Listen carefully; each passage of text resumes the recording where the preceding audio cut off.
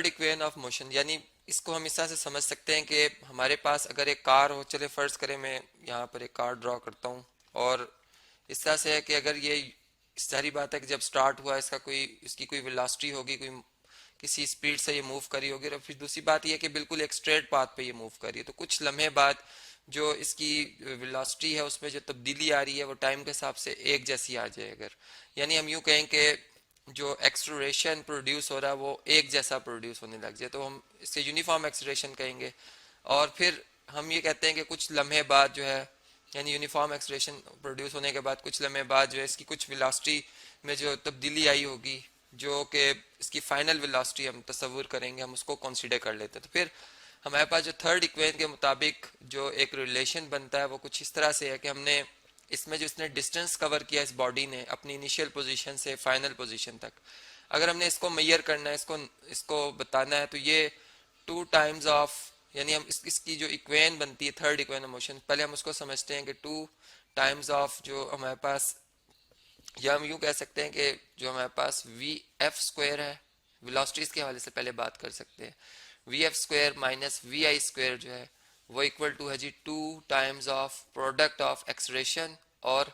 Distance, जो कि displacement होगा इस केस में। लेकिन जब हम इसके मोशन के हवाले से बात करेंगे तो फिर जारी बात है कि वो हमारे पास एक डिस्टेंस के तौर पर आएगा। तो ये हमारे पास चीज़ का फार्मूला है या एक इक्वेशन है जिसको कि हमने प्रूव करना है।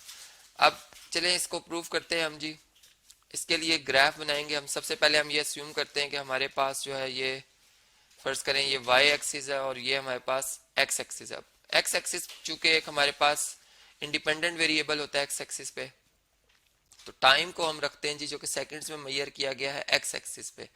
जबकि जो हमारे पास स्पीड है, वेलोसिटी है, जिसको कि हम मीटर पर सेकंड में मेजर कर रहे हैं, इसको हम रखेंगे लॉन्ग y एक्सिस। अब ऐसा है कि फर्ज करें कि बॉडी जो है वो, यानी इस तरह से ये मैं कुछ स्केल्स यहाँ पे बना देता हूँ। ये हमारे पास y एक्सिस के लॉन्ग जो वेलोसिटी है, यहाँ पर 0 है, यहाँ पर 10 मीटर पर सेकंड है, यहाँ पे 20 मीटर पर सेकंड है, और यहाँ पे 30 मीटर पर सेकंड है। अब ऐसा है कि हम कहते हैं कि बॉडी ने इधर से मूव करना शुरू किया और टाइम जो है यहाँ पे हमें शो हो रहा है कि ये 5 सेकंड गुजर चुके हैं, फिर उतनी गैप के बाद ये 10 सेकंड हो चुके हैं, यहाँ पर उतनी गैप के बाद ये 15 हो चुके हैं, फिर ये इतनी गैप के बाद 20 हो चुके हैं, फिर यहाँ पर 25 हो चुके हैं, फिर यहाँ पर जो है वो 30 सेकंड गुजर चुके हैं। अब हम ये कहते हैं कि अगर फर्ज करें एक बॉडी यूनिफॉर्म मोशन में है, यानी उसकी इनिशियल वेलोसिटी जो भी थी, लेकिन जो उसकी फाइनल वेलोसिटी बनती है वो, यानी जो भी है, हम यहाँ से कह रहे हैं कि उसमें जो, यानी जो एक्सलेरेशन जो प्रोड्यूस हो रहा है वो यूनिफॉर्म हो रहा है। अब ये जो यूनिफॉर्म एक्सलेरेशन है या एक्सलेरेशन को हम कहाँ से ग्राफिकली समझ सकते हैं? आप ये देखें कि जब मैंने यहाँ पर टाइम को, ये वेलोसिटी है, देखें आप यहाँ पर ये वेलोसिटीज चेंज हो रही हैं, यानी 10 से बढ़कर ये 20 की तरफ चल रही है। अब ये बहुत तेज़ी से वेलोसिटी में इंक्रीज आ रहा है, लेकिन जो हम ये कहेंगे कि इसमें जो एक्सलेरेशन प्रोड्यूस हो रही है वो यूनिफॉर्म प्रोड्यूस हो रही है। ठीक है, यानी एक्सलेरेशन क्या होती है जी? वेलोसिटी में चेंज टाइम के हिसाब से। अब अगर इस तरीके से मैं वेलोसिटी को शो करता हूँ तो इसका मतलब है कि वेलोसिटी में चेंज हो रही है, लेकिन जो एक्सलेरेशन प्रोड्यूस हो रहा है वो भी यूनिफॉर्म है, लेकिन पहले की निस्बत थोड़ा स्लो स्पीड में है। अब अगर हम फर्ज करते हैं कि इस पॉइंट पर, यानी ये जो हमारा पॉइंट है, अगर मैं यहाँ से y एक्सिस के ऊपर अगर परपेंडिकुलर थ्रो करूँ तो ये मुझे वेलोसिटी की उस लम्हे जो वैल्यू होगी उसको बताएगा, जबकि यहाँ से अगर मैं x एक्सिस की तरफ एक परपेंडिकुलर थ्रो करूँ तो वो हमें बताएगा कि इस वक्त टाइम कितना गुजर चुका है, इनिशियल टाइम से फाइनल टाइम में कितना फ़र्क आ चुका है। तो एक दफ़ा इसको अब ज़रा नीट सा बनाते हैं जी, कि हम अस्यूम करते हैं कि टाइम और वेलोसिटी दोनों 30-30 हैं। ठीक है, क्योंकि यहाँ पर स्केल से बनाएं तो काफ़ी प्रॉपर सही बनता है। अब यहाँ पर हम यहाँ पर यूनिफॉर्म एक्सलेरेशन को जो है वो शो कर रहे हैं। अब ऐसा है कि ये आप जानते हैं कि एक्सलेरेशन है। अब जो हमारे पास डिस्टेंस है बॉडी ने जो कि मोशन के अंडर मोशन थी वो पहले ओ से एस पॉइंट पे आई है, यानी 0 वेलोसिटी थी उसकी, स्टार्ट करते करते कोई उसकी एक इनिशियल वेलोसिटी बनी जो कि मैंने ये कहा कि 10 मीटर पर सेकंड, फिर इसी तरह से उसमें यूनिफॉर्म एक्सलेरेशन प्रोड्यूस हुआ और यहाँ पर आकर इसकी जो है ये फाइनल वेलोसिटी यहाँ पर शो हो रही है, जबकि ये जो हमारे पास है इसकी ये इनिशियल वेलोसिटी, यानी चूंकि हम 0 कंसिडर नहीं कर रहे यहाँ पर। फिर दूसरी बात ये कि टाइम कितना गुजरा जी, अगर हम देखें तो 0 सेकंड से लेकर ये 30 सेकंड तक, यानी टोटल टाइम जो गुजरा है वो t सेकंड गुजरा है। तो फिर हमारे पास जो, यानी इस बॉडी ने जो डिस्टेंस कवर किया है वो क्या, कहाँ से लेके कहाँ तक है, अगर हम देखें तो यहाँ से अगर हम एस्यूम करें कि अगर बॉडी की वेलोसिटी अपनी इस जगह पर यानी फिक्स हो जाती, यानी इसमें अब चेंज ना आ रही होती, टाइम चेंज हो रहा होता, तो ये हमारे पास एक जो ग्राफ इस तरह की एक स्ट्रेट लाइन बनती है, हमें ये बताती कि ये एक बॉडी जो है उसमें जो इसकी स्पीड है वो यूनिफॉर्म स्पीड है, यानी अब टाइम गुजरता जा रहा है लेकिन स्पीड जो है वो अपनी जगह पर वैसे ही बरकरार है, 10 मीटर पर सेकेंड की हाइट पर है। तो ये एक रेक्टेंगल बनता है, और इस बॉडी ने जो मोशन, यानी हमें अगर इस पॉइंट तक पहुंचना है, ये जो हमारे पास, चले इसमें एस पॉइंट कह देता हूँ, या एस अगर हमने पहले लिख दिया तो इसको मैं पी पॉइंट कह देता हूँ। पी पॉइंट तक पहुंचना है तो पहले हम एस से ओ आएंगे, ओ से टी, टी से एम, और फिर एम से पी। तो ये जो है एक हमारे पास रेक्टेंगल बनता है, और इसका जो एरिया होता है वो बेस और हाइट होती है। अगर आप इसमें बेस देखें तो वो टी है, यानी ओ से लेकर टी डिस्टेंस वो टी है बेस, जबकि इसमें जो हाइट है वो एम से लेकर टी, जो कि इसकी इनिशियल वेलोसिटी है बॉडी की। तो हाइट जो है हमारे पास वो क्या है जी, इनिशियल वेलोसिटी है वी आई। तो हम कहेंगे कि इस बॉडी की जो एरिया हमारे पास निकलेगा वो यानी base multiply by height we T बन जाएगा। लेकिन अगर हम इस पूरी फिगर को जरा गौर से देखें तो ये हमारे पास जो है ये एक हमारे पास जो है जो ट्रपीजियम बन रहा है, यानी अगर मैं ट्रपीजियम एक फोर साइडेड शेप होती है जी इस तरह से, जिसकी ये दोनों साइड्स पैरेलल है। अब ये इसलिए पैरेलल है कि दोनों एक्स एक्सिस का 90 का एंगल बना रही हैं, दोनों पैरेलल हैं। तो हम ये कहेंगे कि जो एरिया ऑफ हमारे पास ट्रपीजियम होता है, ये भी हम जानते हैं कि ये किसके इक्वल होता है जी, ट्रपीजियम का एरिया होता है जी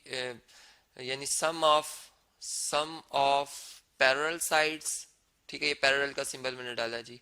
और इसको डिवाइड किया जाता है, टू से इनकी एवरेज ली जाती है, और फिर इनको मल्टीप्लाई कर दिया जाता है हाइट के साथ। तो ये एरिया आ जाता है ट्रपीजियम का, और जब हम ट्रपीजियम का एरिया निकालेंगे तो वो टोटल डिस्टेंस जो इस बॉडी ने अंडर मोशन कवर किया है वो हमें पता चल जाएगा। तो यहाँ पर अगर इस फार्मूला की बेस पर हम चलें तो पहले चलें पैरेलल साइड्स देख लेते हैं कि कौन सी आ रही हैं, यानी एस जो है वो इक्वल टू है सम ऑफ पैरेलल साइड्स। एक जो है ये साइड है जिसकी हाइट वी आई है, और यहाँ से लेकर यानी इस पॉइंट एम से लेकर इस पॉइंट पी तक का जो फासला ये वी एफ है। तो हम लिखेंगे V I plus V F initial velocity यानी plus final velocity over two, और जबकि हमारे पास जो हाइट है वो ओ से लेकर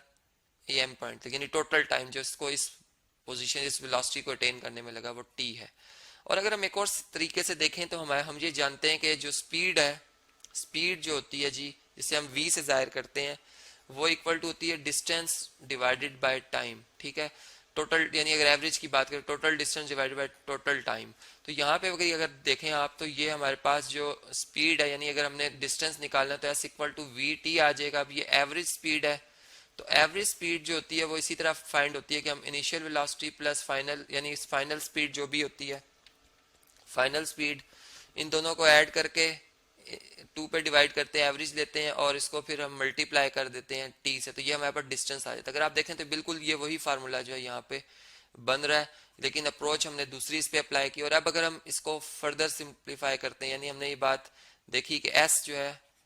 वो किसके इक्वल आया था जी, V I plus V F over two और मल्टीप्लाई बाय टी के आया था। अब आप जानते हैं कि जो फर्स्ट इक्वेशन ऑफ मोशन थी जिसमें हमने पढ़ा था V F equal to V I plus A T, तो यहाँ से अगर वी आई को इधर शिफ्ट कर दिया जाए तो V F minus V I equal to A T आ जाएगा। और अगर इसको मजीद देखा जाए तो यहाँ से वी एफ माइनस वी आई जो है वो ओवर ए जो है वो टी के बराबर है। और ये टी की वैल्यू अगर इस इक्वेशन नंबर 1 में ये 2 को यूज कर लिया जाए तो हमारे पास, यानी हम यूँ कहेंगे इक्वेशन 2 को इक्वेशन नंबर 1 में इस्तेमाल कर दिया जाए तो एस इक्वल टू आ जाएगा वी,